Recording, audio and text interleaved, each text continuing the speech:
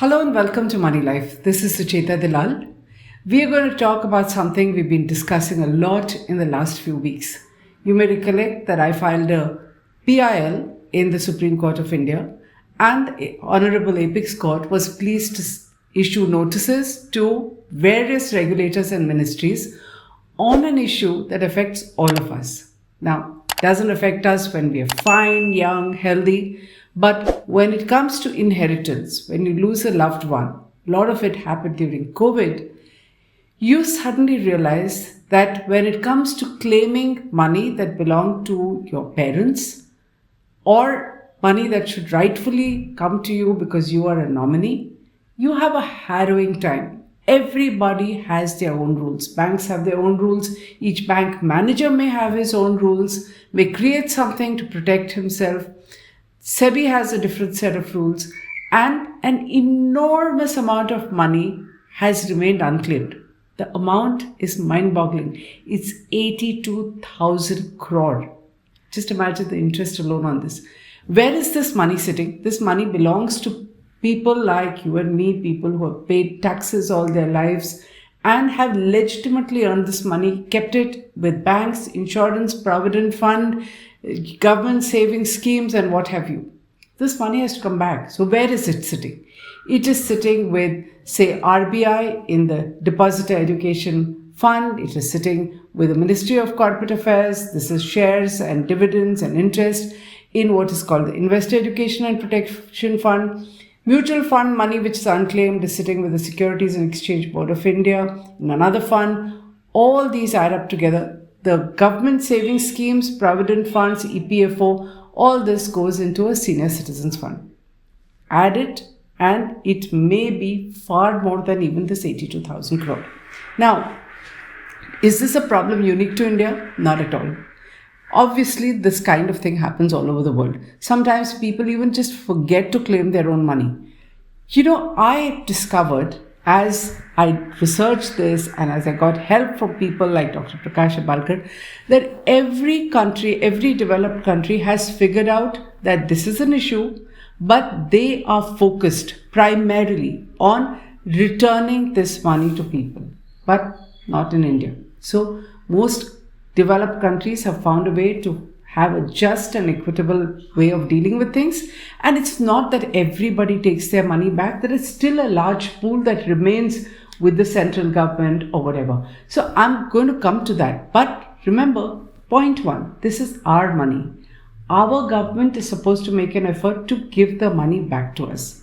Now, what does the rest of the world do? The developed nations look at it as a primary objective of reuniting. Look at how nice the words are. Reuniting unclaimed property with the rightful owner. Now, what is this unclaimed property? It can be shares, dividend, interest. In fact, their ambit is much larger. It's not just insurance, provident fund and savings.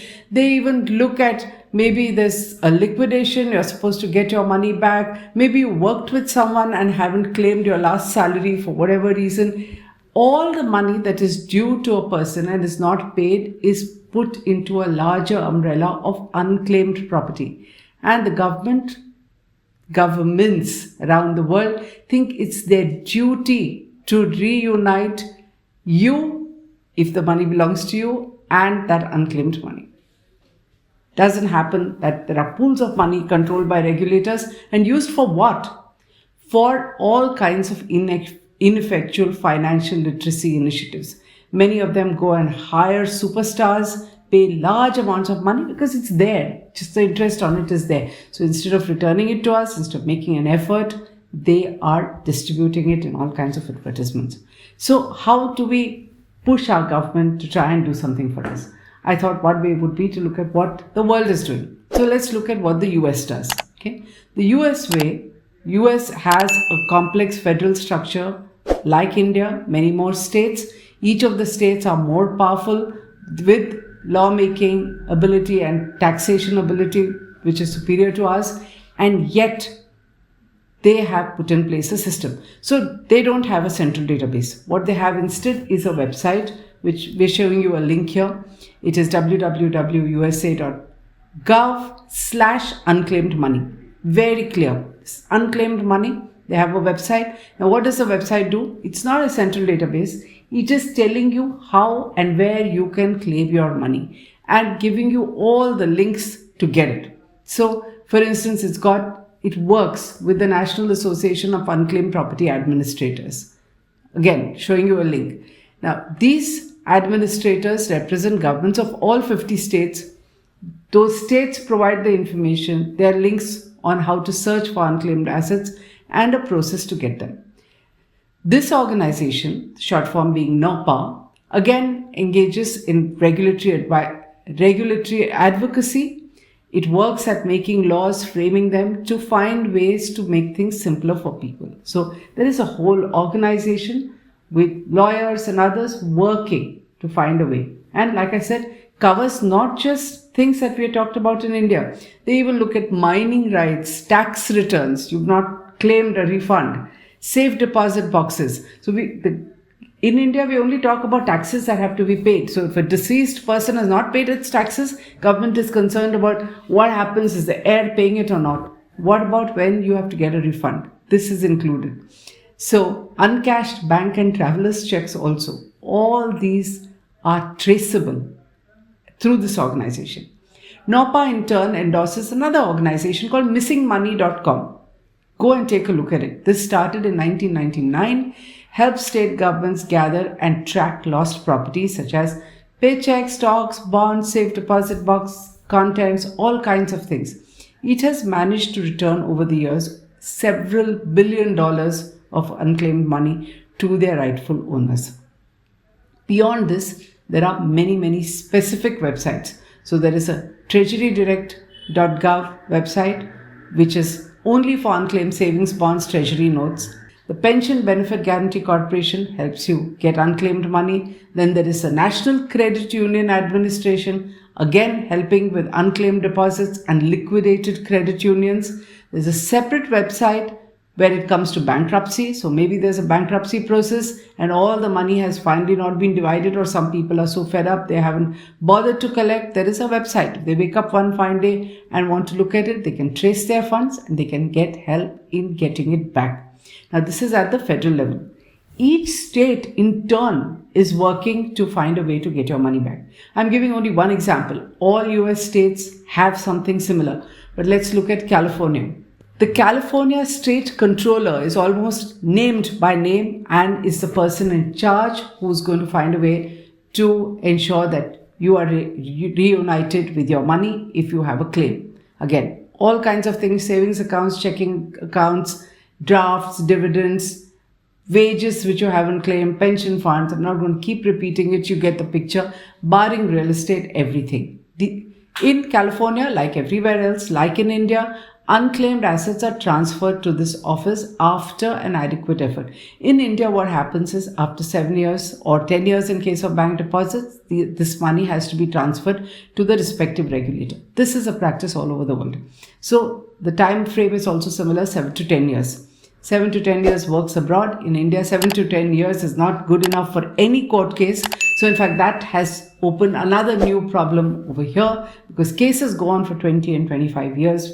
That is why we need the system fixed. So done with California and other states, let's come to the United Kingdom. We get lots of our ways from there.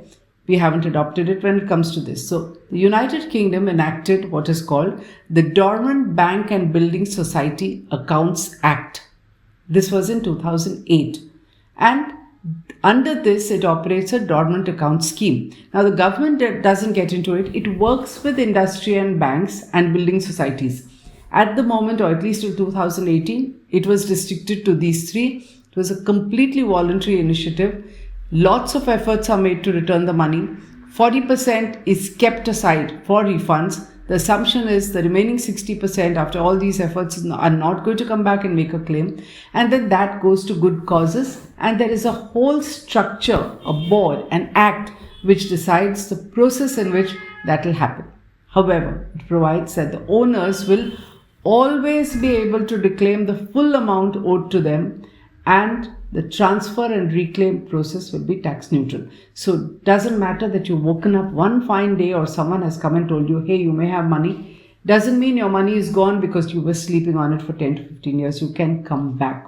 The scheme is administered by an entity called Reclaimed Funds Limited, works with the industry and works under a legal structure. Now, what is happening is when it started with 3 things, building societies and banks, but it's been such a success, even on a voluntary basis, that there has now been a commission and they want to expand it to all kinds of other unclaimed funds, which include pension, insurance, securities, and everything else that we have in India.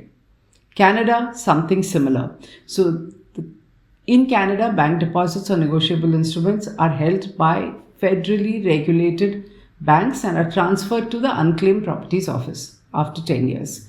And there's a legal obligation before transferring it to reach out to the owners through written notification after 2, 5 and 9 years, and only after 10 years is the money transferred. Unclaimed Properties Office works at a simple online way in which you can file and recover the money if it belongs to you or if you're the heir to this kind of unclaimed property. Now let's look at India. As usual, we're trailing. We've done half the battle. So we have at least moved into pooling this money. We've told companies and banks and others to create pools. And like I said, it's sitting with senior citizens welfare, DEF, IEPF or what have you. Only the Investor Education and Protection Fund so far has found a way in which you can reclaim, because people went to court. It was a huge battle before this happened, but it's listed. But believe me, it is extremely cumbersome and difficult, and that's why there are lots of agents who you need to employ to get your money back, and you end up paying anywhere between 20 to 40% to get it. Now, this pool of money, like I repeatedly say, 82,000 crore, probably 1 lakh crore after COVID, because these numbers are old, just the interest is large enough to be able to build whatever kind of system that we need, pass legislation, create administrators, mandate legally a system where information flows. So it's not enough to have nominations. The point is, the battle starts after that. There are conditions. So if you have a central authority, then how nice would it be if the government under this authority mandates say that every municipal corporation will upload all death certificates when they go to a crematorium, burial ground, whatever. The municipal corporation has every record on a daily basis. If it's mandatory that all these are uploaded, there is authentic information going up. It is verified, and a process starts by each of these people who have nominees, and they can start and telescope the time that is taken. Things like succession certificate and probates, all these also can come into it. Today, probates cost a lot of money, take a lot of time. The judiciary is cluttered. Everything takes very, very long. So why not merge all of this? Now, nothing is going to happen because each regulator is going to sit on its turf. The reason why, with the help of Senior Counsel Prashant Bhushan, we had to file a public interest litigation is that unless the central government says that we want to do something, or the Supreme Court orders or issues an order, a writ of mandamus, and asks the government to do something about it and create a process, nothing is going to move. So our humble and key prayer to the Apex Court was, please issue a writ of mandamus asking the government and its ministries to set up the central database and all the laws and legal processes that will make it easier. Even the judicial part needs to be rolled into it, because that is the only way that it can happen. You then need to use technology to ensure that scamsters stay away, claims are verified, they're authentic, they are properly investigated. There is a system of dealing with things when there are conflicts and multiple heirs. All this can happen through a robust agency. So even a robust central death registry has to be part of this process. And automation.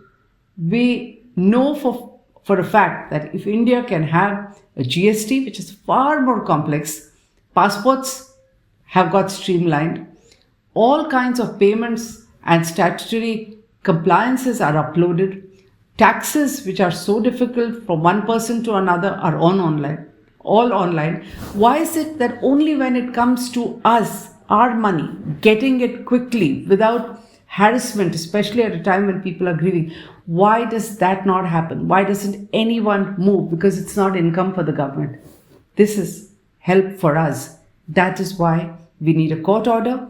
That is why we need people like you and me to join this effort and say we need it. Because if you don't wake up, if you don't lend your voice, why is anyone interested in doing this for us? So please join me, subscribe to Moneylife, spread this video, get people to come along and say, please, let's have it. Right? Thank you for listening.